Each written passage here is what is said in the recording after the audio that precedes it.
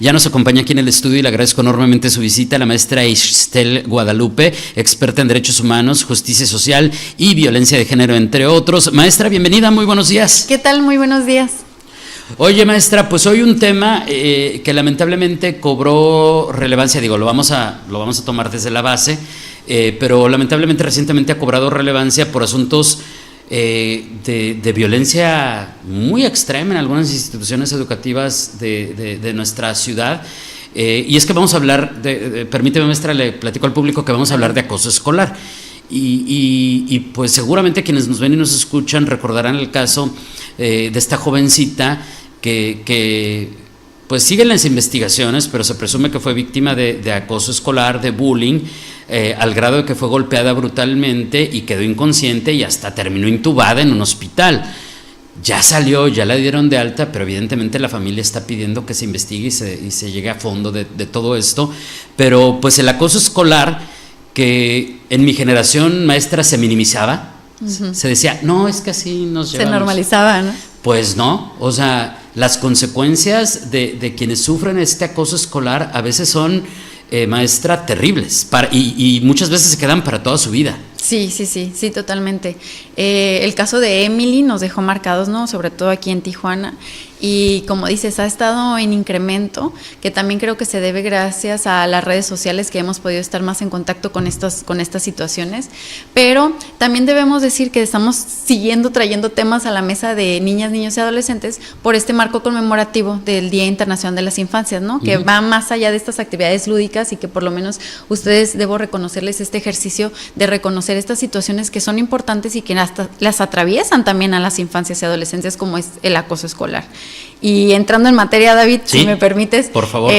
Pues partiendo de la base, ¿no? El acoso escolar va a ser esta acción que se da de forma intencionada para poder dañar o perjudicar a alguien. Y entonces se van a ver involucradas diferentes partes: la parte agresora, la parte víctima o las personas espectadoras. Sin embargo, yo creo que es importante que no quitemos el dedo del renglón de que todas las personas adultas que rodeamos a las niñas, niños y adolescentes, pues tenemos responsabilidad para ir con estas situaciones. Y a manera de ejemplo ilustrativo, que también está mucho ahorita en los comentarios populares, es la serie de Adolescencia, ¿no? La serie esta de Adolescencia me parece que visibiliza muy bien cómo hay un hecho de violencia cometido por un adolescente, pero que tiene responsabilidad la familia, la comunidad en donde vive, el sistema educativo que se ve rebasado, incluso diría yo que hasta estos procesos burocráticos que se viven en el proceso ya legal, ¿no? Esto lo menciono solamente como un guiño ilustrativo para identificar. Pero es una serie que vale mucho la pena, sí, porque ilustra de una manera es una serie muy breve, pero muy dura. Muy dura. Porque retrata esa complejidad de estos temas y la responsabilidad que todos nos llevamos, porque en algunos momentos la serie nos da unas cachetadas al espectador fenomenales. Sí, como que nos confronta, ¿no? Con nuestras realidades. Justo esta complicidad y responsabilidad, como bien dices, que todas las partes tenemos ante estos hechos de violencia.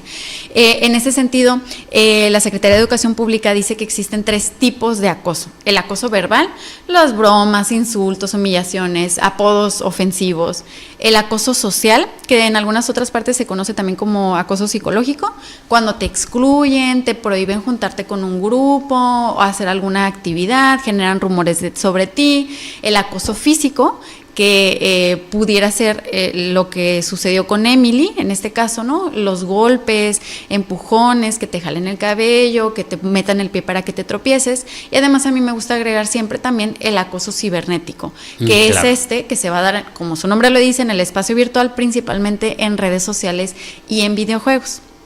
Ahora, echando un vistazo al panorama internacional, UNICEF nos dice que el 32% de las niñas y niños en el mundo han sufrido acoso escolar por parte de sus compañeras o compañeritos. Y esto principalmente por motivos de apariencia física y, en segundo lugar más habitual, por la raza, nacionalidad o el tono de piel. De hecho, las principales estudiantes o los principales estudiantes que son víctimas de acoso, desafortunadamente, son las personas migrantes. El 33% de las personas migrantes sufre acoso escolar en estas etapas escolares. Y también un dato que a mí me pareció sorprendente son las que tienen alguna gemela o un gemelo. el 26% de quienes tienen gemelos sufren acoso escolar. Ese dato me pareció muy curioso, pero creo y entiendo que tiene que ver todo con esta apariencia física y las comparaciones que hacen, ¿no? Claro. Ahora, desde el sesgo de género, porque siempre hacemos intento, claro, ¿no?, de tener la perspectiva de género, identificamos que el 21.5% de los niños sufren acoso físico en comparación con el 10% de las niñas. Esto quiere decir que los niños tienen más probabilidad de sufrir acoso físico que las niñas. Y las niñas tienen más probabilidad de sufrir acoso psicológico que los niños. En estadísticas, 6% de las niñas sufren acoso psicológico o acoso social y los niños un 4%. Ahora, cuando hablamos de las edades entre 13 y 15 años de edad, etapa ya adolescente, una de cada 3 estudiantes menciona haber sufrido acoso escolar, pero 3 de cada 10 mencionan haber sido la parte agresora, es decir, los acosadores o las acosadoras de estas compañeras o compañeros de escuela. Y este dato a mí me parece muy elevado, considerando que de pronto en las encuestas, pues no siempre dicen, ¿sabes qué? Yo sí ejercí esta violencia contra alguien, ¿no? Seguramente este dato de 3 de cada 10, pues va a incrementarse cuando confrontemos otra realidad, ¿sí?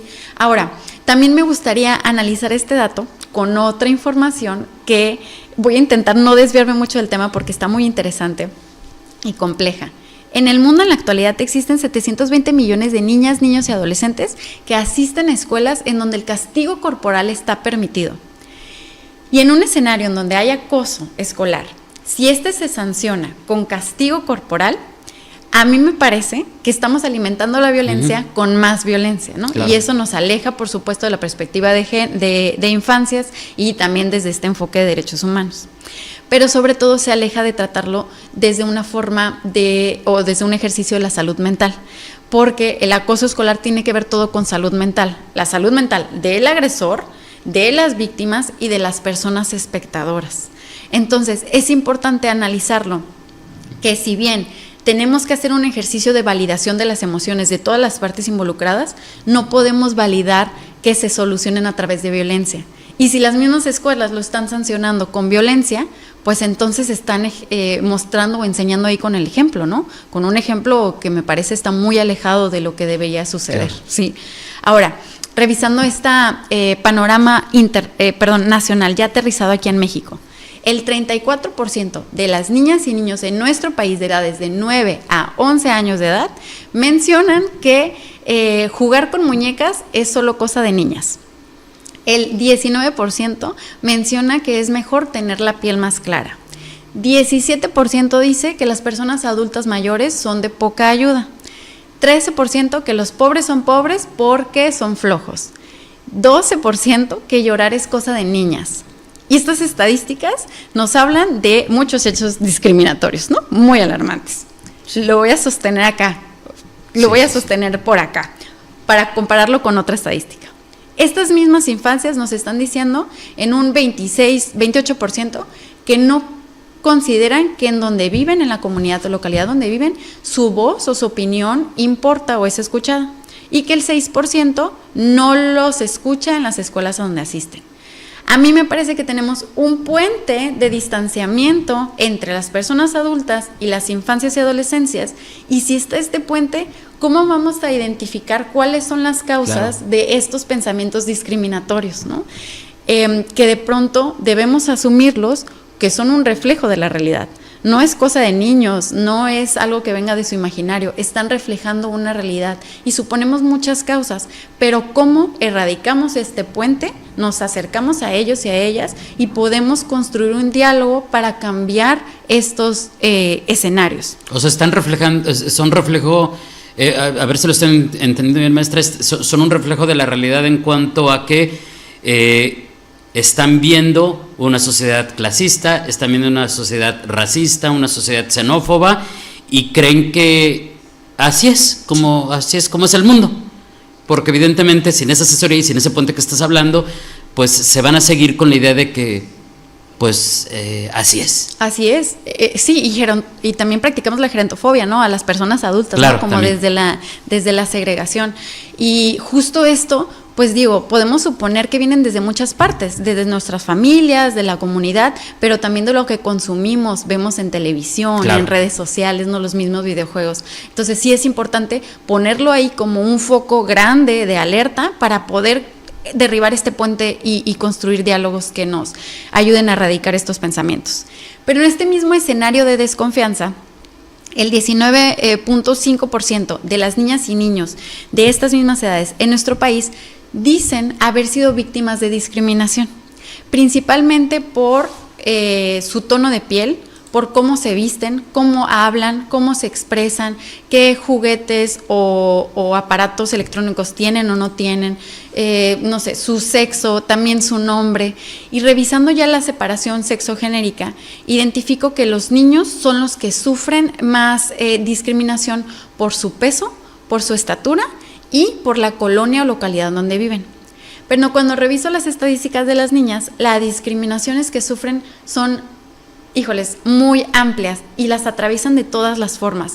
Cómo se visten, cómo se expresan, cómo se llaman, y aquí la importancia del registro civil de estas acciones en donde prohíben ciertos nombres, porque esto genera acoso escolar.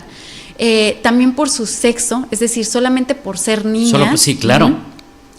Pero identifico una estadística que me llama mucho la atención, que es la del tono de piel. También por su tono de piel están siendo discriminadas las niñas. Y esto a las mujeres, conforme vamos creciendo, nos va acompañando toda la vida.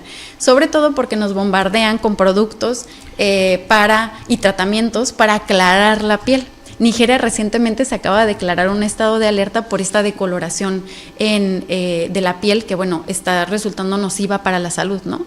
Y que tiene que ver todo con un proceso, como bien lo mencionaste, también de colonización, una herida muy grande que tenemos que hasta el día de hoy se va a manifestar en estos procesos de discriminación y de racismo, pero que también están siendo atravesados con nuestra perspectiva de género, porque las mujeres se nos exige estar cumpliendo con un estándar de belleza y que vemos en esta realidad que perjudica desde la etapa escolar. Y que tiene que ver con el color de piel, el peso, la apariencia, la ropa, la marca de ropa que llevas. O sea, es un conjunto de situaciones y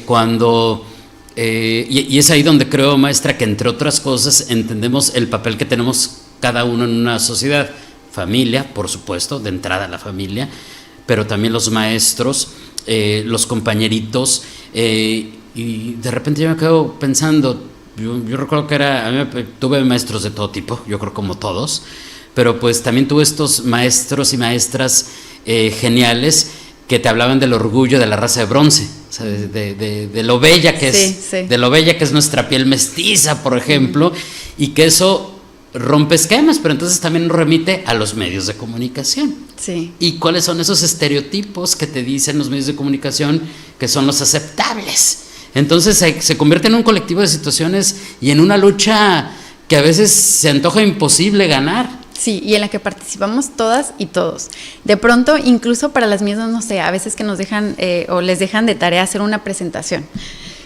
En estas presentaciones o documentos que entregas a las escuelas, las imágenes que utilizas y que buscas en internet son de personas caucásicas, son de personas que son delgadas, blancas, y que esto nos va poniendo limitantes porque yo no me identifico con esa imagen, pero se está creando una aspiración a yo poder ser esta persona y poder tener estos productos. Entonces aquí se está combinando el sistema de opresión que es colonialista, pero también la parte capitalista, ¿no? Cómo nos volvemos aspiracionistas de algo que es inalcanzable. Acabas de resumir la historia de la publicidad de nuestro país, que seguramente se replica en muchos otros, pero bueno, en este momento estamos hablando de la rubia superior, ¿se acuerdan? O sea, si eres rubia eres superior.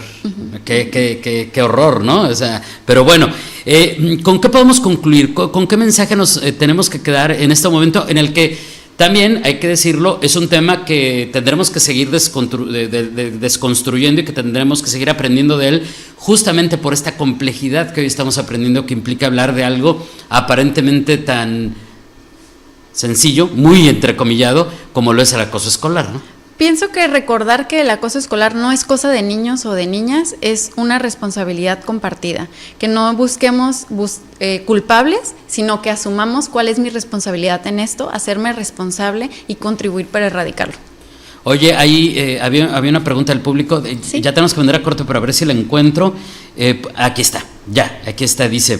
¿Qué podemos decirle o cómo tratar este tema con los menores de edad, por ejemplo, en un grupo de primaria, cuando como adultos sí podemos entender que cuando somos testigos de un caso de bullying, el también no decirlo nos convierte en cómplices? Buenísima pregunta. Está muy interesante. Ok, brevemente creo que es importante primero validar sus emociones, entender que al estar presenciando una situación de violencia, esta persona pueda sentir miedo, ¿no? Que se paralice, pero también es importante que una vez que se validen sus emociones, no por eso se tienen que validar sus comportamientos. Cuando entendamos qué es lo que está pasando, él tiene la responsabilidad con su compañerita que está siendo víctima o compañerito de comunicarlo a las personas adultas, porque ahí está contribuyendo con la causa y está haciendo lo que le corresponde desde una forma segura para atenderlo.